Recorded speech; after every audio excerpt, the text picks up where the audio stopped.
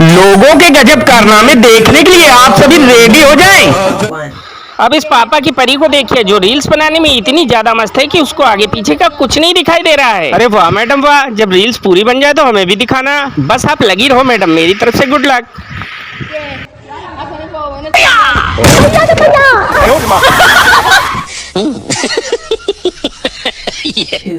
अब इन दूसरी मैडम को देख लीजिए, ये भी रील्स बनाएंगी, पर ये बात कुत्ते को नहीं पसंद आई और कुत्ता बोला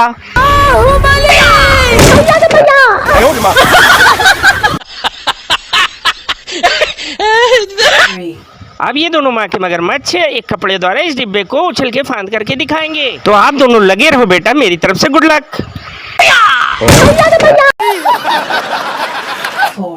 अब इस माँ के मगरमच्छ को देख लीजिए जो उछल उछल के डांस करने में इतना माहिर है कि इसके सामने बंदर भी शर्मा जाए। तो बेटा चालू हो जाओ।